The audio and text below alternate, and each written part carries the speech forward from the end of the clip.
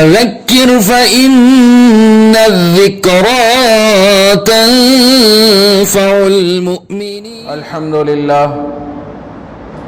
الحمد لله نحمده ونستعينه ونستغفره ونؤمن به ونتوكل عليه ونعوذ بالله من شرور أنفسنا ومن سيئات أعمالنا. من يهده الله فلا مضل له ومن يضلله فلا هادي له. ونشهد أن لا إله إلا الله وحده لا شريك له. ونشهد أن سيدنا ونبينا ومولانا محمدا عبده ورسوله صلى الله عليه وعلى آله وأصحابه وبارك وسلم تسليما كثيرا كثيرا. أما بعد فأعوذ بالله من الشيطان الرجيم. بسم الله الرحمن الرحيم. يا أيها الذين آمنوا اتقوا الله حق تقاته ولا تموتن إلا وأنتم مسلمون. صدق اللہ العظیم. محترم عزیز دوستوں اور بزرگوں،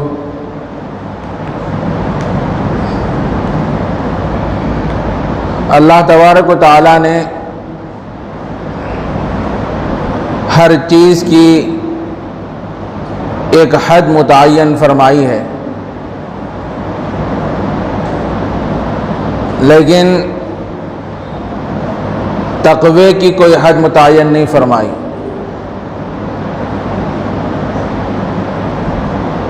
تقوی کہتے ہیں اللہ کا ڈر، اللہ کا خوف. یہ ایسی نعمت ہے جب یہ نعمت حاصل ہو جاتی ہے کسی آدمی کو تو پھر وہ آدمی سوچ سمجھ کر زندگی گزارتا ہے کہ میری زبان سے نکلنے والے کلمات یہ اللہ کو راضی کرنے والے ہیں کہ ناراض کرنے والے ہیں. میرے ہاتھ سے کیا جانے والا کوئی کام یہ اللہ کو راضی کرنے والا ہے کہ ناراض کرنے والا ہے. زبان سے اور اسی طرح پیروں سے چلنے والا کوئی عمل ایسا تو نہیں ہے جو اللہ کو ناراض کرنے والا ہے. آدمی سوچ سمجھ کر زندگی گزارتا ہے اور اس کی فکر اور کوشش یہی رہتی ہے کہ میرے ہر عمل سے اللہ راضی ہو جائے.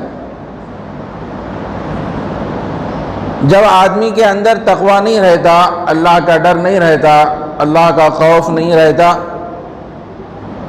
تو پھر وہ انسان گناہوں میں پڑ جاتا ہے، نفسانی خواہشوں میں پڑ جاتا ہے، پھر وہ ایسے کام کرنے لگ جاتا ہے جو اللہ اور اللہ کے رسول کو ناراض کرنے والے ہوتے ہیں. تبارک و تعالیٰ نے قرآن مجید میں یہ بات ارشاد فرمائی کہ ایمان والو تم اللہ سے ڈرو، اتنا ڈرو جتنا کہ اس سے ڈرنے کا حق ہے. فاتقوا اللہ ما استطعتم، تم اللہ سے اتنا ڈرو جتنا تمہارے اندر ڈرنے کی طاقت اور استطاعت ہے، تم اتنا اللہ سے ڈرتے رہو. جب آدمی کی زندگی میں اللہ کا خوف آتا ہے تو آدمی جو بھی معاملہ کرتا ہے تو وہ سوچ سمجھ کے کرتا ہے.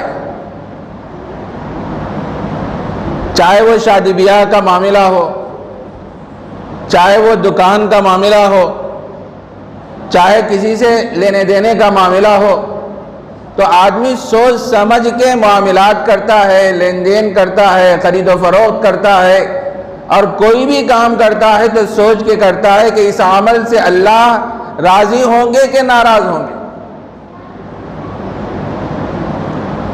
میرے بھائی، ہماری زندگی بڑے بڑے عجیب مسائل سے دوچار ہے. باتیں تو ہم بڑے تقوی کی کرتے ہیں، زبان سے ایسے کلمات نکلتے ہیں کہ دیکھنے والا سوچنے والا یہ سوچتا ہے ارے جب بھی اس سے گفتگو کی جائے تو ایسے ایسے باتیں سناتا ہے کہ دل اس سے موم ہو جاتا ہے.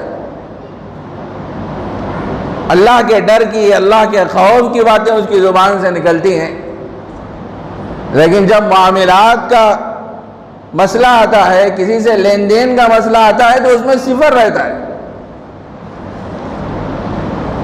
آدمی جو جانا اور پہچانا جاتا ہے وہ معاملات سے جانا اور پہچانا جاتا ہے.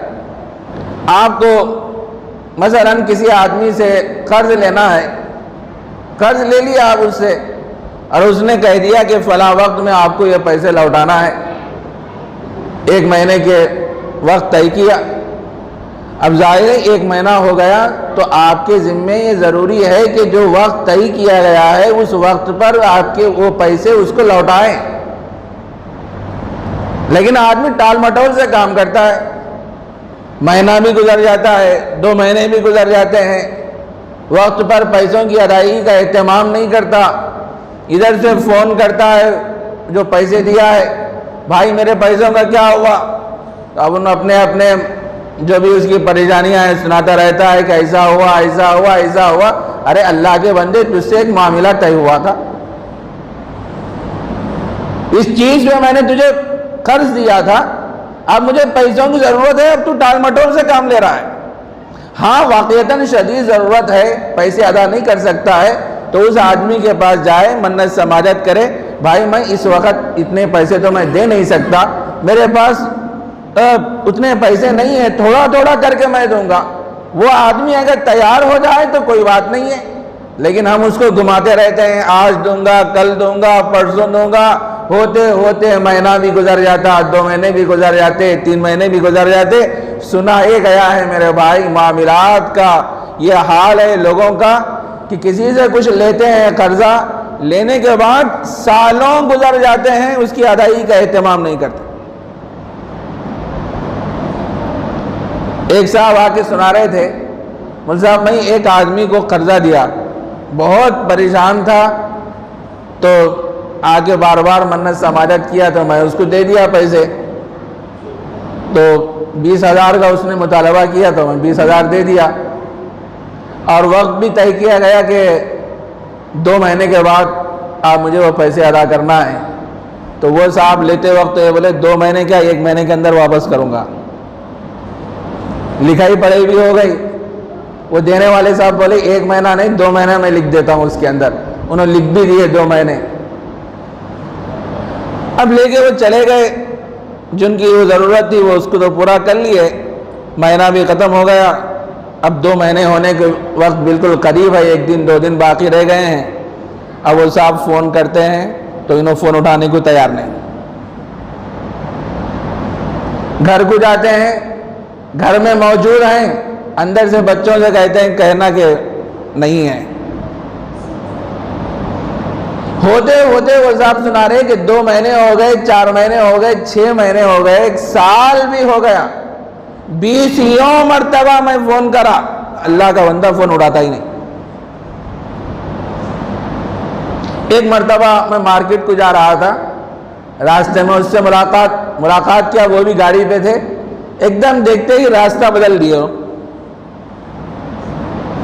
میں بھی وہی راستے سے نکلا، جا کے وہاں پہنچا تو وہ بات کرنے کے لیے تیار ہی نہیں ہے، ٹال مٹول سے کام لے رہے ہیں. تو وہ صاحب کہہ رہے میں اسے منت سماجت کیا، بھائی اللہ کے بندے میں تجھے 2 مہینے کی شرط پہ پیسے دیا تھا، 2 مہینے بھی ہو گئے، سال ہو رہا اور تو ہے کہ اب تک پیسے نہیں دیا. تو کہہ رہا کہ اب میرے پاس اس وقت پیسے نہیں ہیں، میں بعد میں دوں گا. تو وہ صاحب بول رہے ہیں کہ تھوڑے تھوڑے کر کے تو دے دے، 1,500 جس سے جو بھی تجھ سے ہو سکتا ہے اس کی ادائیگی کا اہتمام کر. تو وہ بھی وہ صاحب دینے کے لیے تیار نہیں. تو وہ نہ آ کے سنا رہے ہیں اس طریقے سے 5 سال ہو گئے، وہ اللہ کا بندہ میرے 20,000 روپے مجھے نہیں دیا. میرے بھائی آدمی جو جانا پہچانا جاتا ہے وہ معاملات سے پہچانا جاتا ہے. جب ہم کسی سے کوئی چیز لے لیں تو وقت پر اس کو ادا کریں. کوئی آدمی ہم کو کوئی چیز دیا بطور امانت، جب واپسی کا مطالبہ کرے تو وقت پر اس کو دے دیں، وہ چیز ہمارے پاس امانت ہے۔ اسی طرح کسی سے ہمارا کوئی معاملہ ہوا، ہم کسی دکان میں خدمت کے لیے گئے، روزگار کے لیے گئے، اس نے طے کر دیا کہ آپ کو اتنا کام کرنا پڑے گا 9 بجے سے شام میں 5 بجے تک، تو ہم اتنا کام کر رہے ہیں اور تنخواہ بھی طے ہو گئی کہ آپ کو 5,000-6,000 روپے ہم دیں گے، تو مالک کی ذمہ داری ہے کہ جب وہ آدمی پورا کام کر رہا ہے 9 بجے سے 5 بجے تک تو وقت پر اس کی تنخواہ دینا چاہیے۔ اور اس آدمی کی بھی یہ ذمہ داری بنتی ہے جب 9 بجے سے 5 بجے تک کا وقت ہے تو اس وقت میں پورا کام وہ کرتا رہے، اس میں چوری نہ کرے، مالک کی خلاف ورزی نہ کرے۔ ہم گئے ہیں کام کرنے کے لیے تو دونوں کو بھی معاملات کا پابند رہنا چاہیے۔ پیسے دینے کا معاملہ آتا ہے تو پیسے نہیں دیتے، کسی سے کچھ معاملہ ہوتا ہے تو معاملے کو ہم کیا حل نہیں کرتے۔ تو میرے بھائی یہ بہت بڑا سنگین آج معاشرے میں مسئلہ چل رہا ہے۔ اللہ کے واسطے اپنے معاملات کو صحیح کرو، صحیح رکھو۔ قیامت کے دن وہ آدمی تمہارا گریبان پکڑے گا، تم سے پوچھے گا میں نے فلاں وقت تم کو فلاں پیسے دیے تھے، تو نے اس کی ادائیگی کا اہتمام نہیں کیا۔ وہ میدان محشر کا وہ دن تو کتنا سنگین اور بھیانک اور سخت دن ہوگا، اس وقت کیا حال ہوگا میرے بھائی۔ کسی سے کسی چیز کا معاملہ جب کیا جائے اس کو کیا ہے لکھ لینا، تحریر میں لانا۔ زبانی باتیں تو بہت سی ہوتی ہیں، ٹال مٹول سے کام لیتا ہے۔ جب کوئی چیز لکھائی پڑھی میں آ جائے گی، دستخط ہوگی تو اس کا انکار نہیں کر سکتا ہو۔ آج ہو رہا ایسا میرے بھائی، بہت سے لوگ کچھ دے دیتے ہیں، زبانی وعدہ ہو جاتا ہے، وعدہ ہونے کے بعد جب وقت مقررہ آ جاتا ہے تو پیسے نہیں دیتے، اب ٹال مٹول سے کام لیتے ہیں۔ جب زیادہ اصرار کیا جاتا ہے تو وارننگ دی جاتی ہے، کیا کر لیتے، کر لو جی، نہیں جاؤ میرے کنے پیسے اس وقت۔ دھمکیاں دیتے ہیں، پولیس اسٹیشن رجوع ہو رہے ہیں، مجھے ٹارچر کیا جا رہا ہے۔ ارے اللہ کے بندو کیا کر رہے ہیں ہم لوگ؟ تو میں عرض کر رہا تھا جب دل میں اللہ کا خوف آتا ہے، اللہ کا ڈر آتا ہے تو آدمی کی زندگی صحیح رخ پہ، صحیح سمت پہ چلتی ہے۔ آدمی ہر گناہ کو چھوڑنے لگتا ہے، وہ سوچنے لگتا ہے کہ جس عمل کو میں کرنے جا رہا ہوں وہ عمل ایسا ہے کہ اللہ کو ناراض کرنے والا ہے، اللہ کو ناخوش کرنے والا ہے، اور قیامت کے دن اللہ تبارک و تعالیٰ اس بارے میں مجھ سے پوچھیں گے، دریافت کریں گے، اس وقت میرا کیا حال ہوگا۔ جب دل میں اللہ کا ڈر آتا ہے، اللہ کا خوف آتا ہے تو آدمی کی آنکھ کسی نامحرم کی طرف نہیں اٹھتی۔ جن چیزوں کو دیکھنے سے اللہ نے منع فرمایا ہے، حرام فرمایا ہے، تو اس آدمی کی آنکھ نامحرم کی طرف نہیں اٹھتی اللہ کا ڈر آنے کی وجہ سے۔ آج ہمارا حال کیا ہے؟ سیل فون ہمارے ہاتھوں میں آ گئے، بڑے بڑے فون ہیں، ہر ایک کے پاس موجود ہے۔ میرے بھائی یہ بہت بڑا فتنہ ہے اس زمانے کا، بہت بڑا فتنہ ہے سیل فون۔ یہ بھی آزمائش ہے ہمارے لیے، ہم اس کو اچھے کاموں میں استعمال کر رہے ہیں کہ خراب کاموں میں استعمال کر رہے ہیں۔ آنکھ سے ہم کیا کیا چیزیں دیکھ رہے ہیں، کیسی کیسی چیزوں کو ہم دیکھ رہے ہیں۔ نیٹ کا استعمال ہو رہا ہے، راتوں میں 3-3, 4-4 بجے تک ہم کیا کیا چیزیں دیکھ رہے ہیں۔ ذرا سوچ لینا، کیا وہ چیزیں جن چیزوں کو ہم دیکھ رہے ہیں کیا وہ چیزیں اللہ کو خوش کرنے والی ہیں کہ اللہ کو ناخوش کرنے والی ہیں؟ ہم تو یہاں بول کے خاموش بیٹھ جا سکتے ہیں کہ میں وہ نہیں دیکھا، میں وہ نہیں دیکھا، میں وہ نہیں کرا، میں وہ نہیں کرا، لیکن اللہ تبارک و تعالیٰ قیامت کے دن منہ پہ مہر لگا دیں گے۔ اليوم نختم على افواہہم وتکلمنا ایدیہم وتشہد ارجلہم بما كانوا یکسبون۔ قیامت کے دن اللہ تبارک و تعالیٰ انسان کے منہ پہ مہر لگا دیں گے، ان کے ہاتھ بات کریں گے، وتکلمنا ایدیہم وتشہد ارجلہم، اور ان کے پیر گواہی دیں گے، ان کے اعضاء انسان کے خلاف گواہی دیں گے. یہ آنکھ گواہی دے گی میرے بھائی, اس آنکھ سے ہم کیا کیا چیزیں دیکھیں. یہ ہاتھ گواہی دے گا, ان ہاتھوں سے ہم کن کن چیزوں کو پکڑے, کون سی چیزیں ایسی تھیں جس کے پکڑنے سے اللہ ناراض ہوتے تھے, ناخوش ہوتے تھے. یہ ہاتھ گواہی دیں گے. یہ پیر گواہی دیں گے کن راستوں پہ ہم چلے, کہاں کہاں ہم پہنچے. شراب خانوں میں اور بہت سے ناجائز کاموں میں جب یہ پیر ہمارے چلنے لگیں گے تو یہی پیر انسان کے خلاف گواہی دیں گے. اس وقت اللہ تبارک و تعالیٰ منہ پہ مہر لگا دیں گے. یہاں تک فرمایا گیا ہے قرآن مجید میں یومئذ تحدث اخبارہا. اللہ تعالیٰ زمین کو یہ حکم دیں گے کہ دیکھیں فلاں بندہ اس وقت یہاں ٹھہرا ہوا ہے, ان زمین پہ کیا کیا گناہ کیا ہے ذرا بتا دے. چار راستوں پہ ٹھیکے کن کن کو ستائے, زمین گواہی دے گی. راتوں میں کہاں کہاں ٹھہر کے کن کن کو ہم پریشان کیے, وہ جگہ گواہی دے گی. بس اسٹانوں پہ ٹھہر کے کن کن کو ہم دیکھے, وہ جگہ گواہی دے گی. شراب خانوں میں جا کے شراب کی لذت اور وقتی سکون حاصل کرنے کے لیے لوگ جو امنڈ پڑتے ہیں شراب خانوں پہ, وہ جگہ گواہی دے گی. چوری کرنے والے چوری کرتے ہیں تو وہ جگہ گواہی دے گی.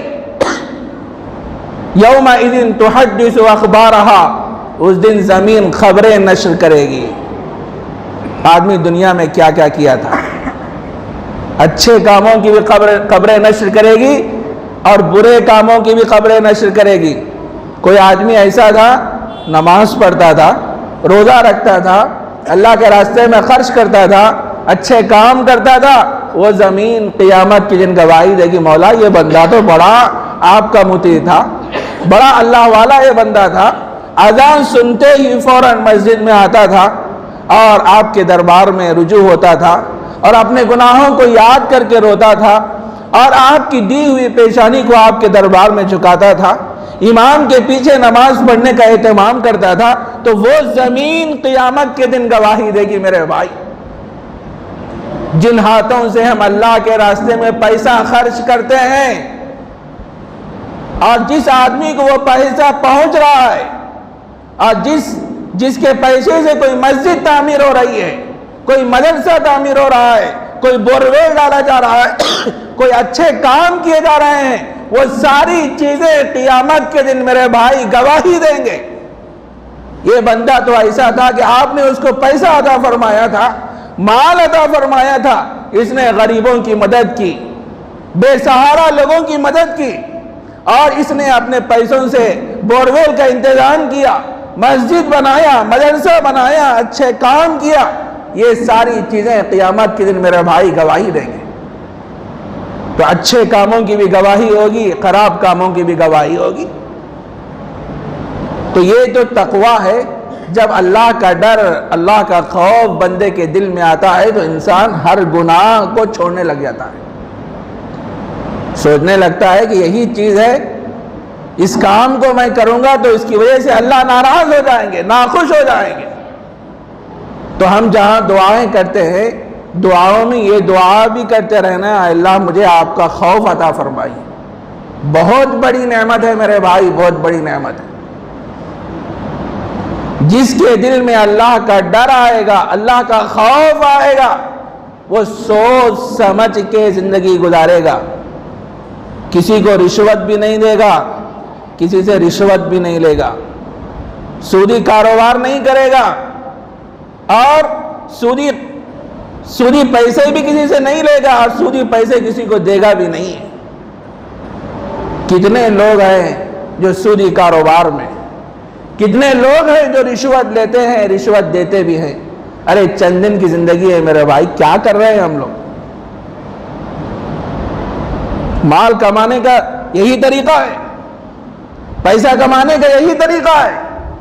حلال راستے سے مال کماؤ, اللہ قیامت کے دن پوچھیں گے میں نے تجھے مال عطا فرمایا تھا, تجھے مالدار بنایا تھا, تو نے اس مال کو حلال طریقے سے حاصل کیا کہ حرام طریقے سے حاصل کیا؟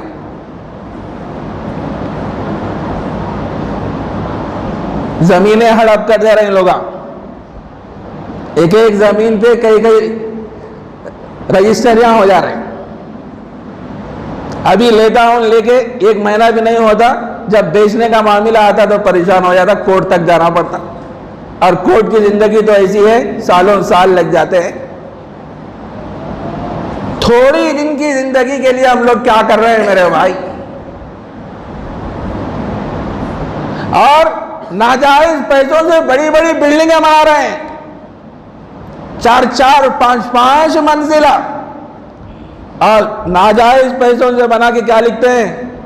ماشاء اللہ، ذالک من فضل اللہ یؤتیہ من یشاء۔ یہ ماشاء اللہ ہے، ہضم کیا ہوا مال، کسی سے لوٹا ہوا مال، کسی کمزور سے چھینا ہوا مال، اس سے تم بلڈنگیں بنا رہے ہو، اور بلڈنگ کی تعمیر تکمیل پہ تم ایک کتبہ لگاتے ہو کہ ماشاء اللہ۔ کیا گزری ہوں گی اس بیچارے پر جس سے تم نے مال ہڑپ کیا؟ بعض لوگوں کا حال ہی ایسے ہے میرے بھائی، ایک مشغلہ بنا لیے، ایک کاروبار بنا لیے، صبح اٹھے کس کو دھوکہ دینا، وہاں جانا، اس کو دھوکہ دینا، اس سے لینا، اس کو دینا، اس کو دینا۔ اور لوگاں جو قرضہ لے رہے نا، یہ بھی ایک عجیب معاملہ چل رہا، لاکھوں روپے کے مقروض ہو جا رہے ہیں، ان سے لیے، ان سے لیے، ان سے لیے، ان سے لیے، 10 آدمیوں سے قرضہ لے رہے ہیں۔ جب دینے کا معاملہ آتا، ایک آدمی آگے ٹھہرتا، اس کا نہیں پیسے نہیں رہتے، دوسرے آدمی کو تلاش کر کے دوسرے آدمی سے قرضہ لے کے اس کو دیتا، کوئی دوسرا آدمی آیا بھی تیسرے نئے آدمی کو تلاش کرتا، اس سے لے کے اس کو دیتا۔ کب ادا کرو گے میرے بھائی، اللہ کے بندے کب ادا کرو گے؟ آج معاشرے میں جو برائیاں ہیں، خرابیاں ہیں، یہ خوف خدا نہ ہونے کا نتیجہ ہے۔ یہ چند دن کی زندگی ہے، انسان کی عمر تو برف کی طرح کھلتی جا رہی ہے، اور ہمارے ہر عمل لکھا جا رہا ہے، جو کچھ ہم کر رہے ہیں وہ لکھا جا رہا ہے۔ کرامن کاتبین یعلمون ما تفعلون، کندھوں پہ 2 فرشتے ہیں، لکھ رہے ہیں۔ مال کیسا کمایا؟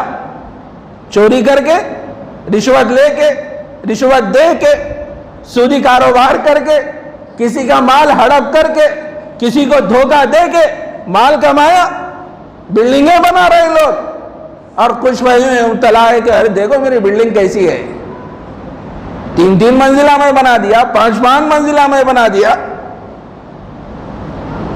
دیکھنے میں تو وہ بلڈنگ دکھ رہی ہے، لیکن وہ عذاب ہے، عذاب ہے میرے بھائی، عذاب ہے۔ عذاب کو ہم دعوت دے رہے ہیں۔ چھوڑ دو یہ زندگی، ایسی زندگی، طاعت والے راستے کو اختیار کرو، تقوی والی زندگی کو اختیار کرو، اسی میں کامیابی ہے۔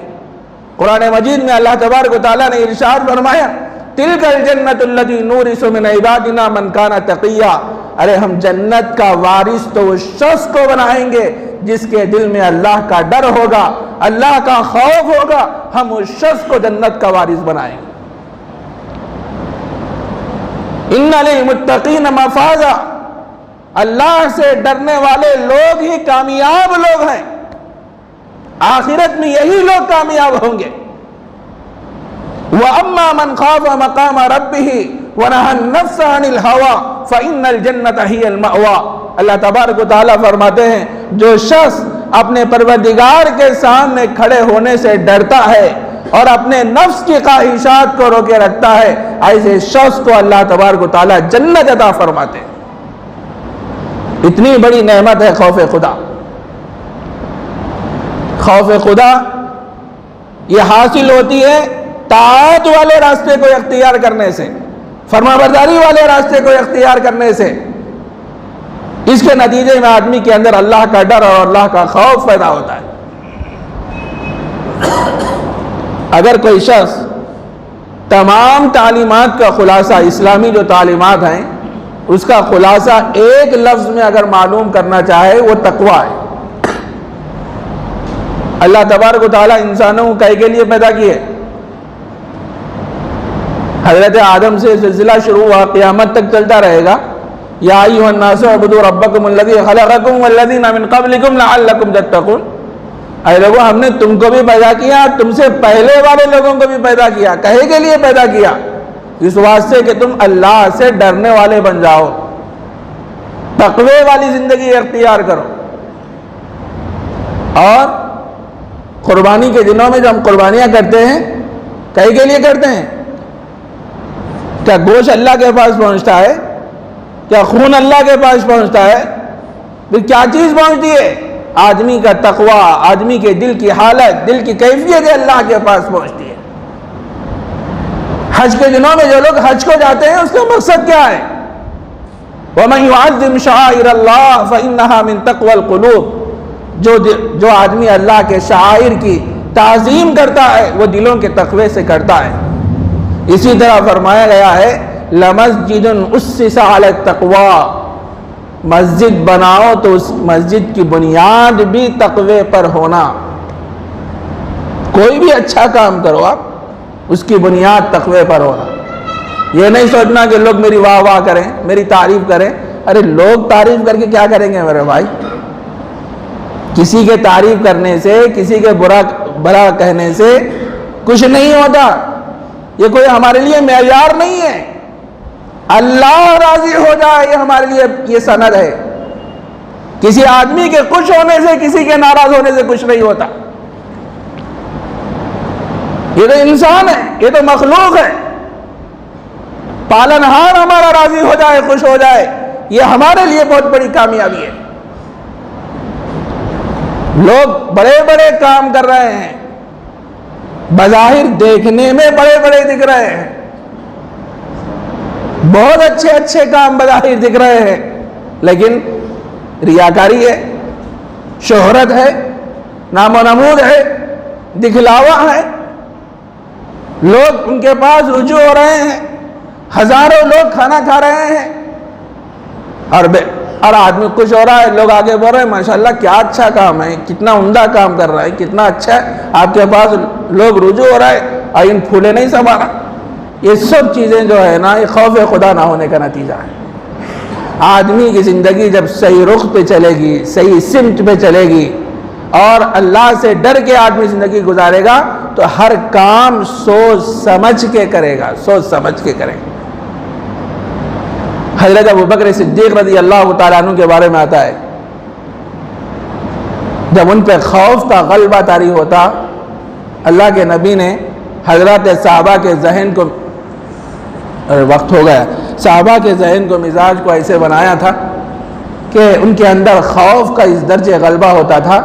ابوبکر صدیق کے بارے میں آتا ہے، فرماتے تھے کہ کاش میں گھاس کا ایک تنکا ہوتا، حساب و کتاب سے محفوظ رہ جاتا۔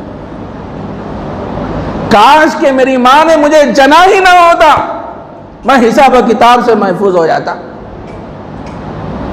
اللہ کے نبی کا کیا حال تھا؟ خوف خدا سے اس قدر رویا کرتے تھے میرے بھائی، اللہ کے نبی جن کے صدقے میں اللہ نے اس کائنات کو وجود بخشا ہے۔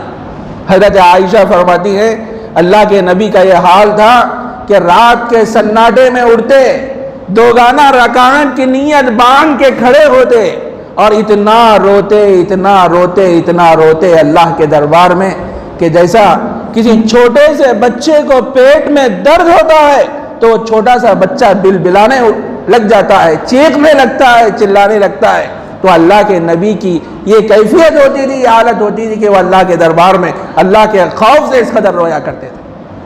ہم اپنے گناہوں کو یاد کریں میرے بھائی، اللہ کے خوف سے ہمارے آنکھ سے آنسو ٹپکے۔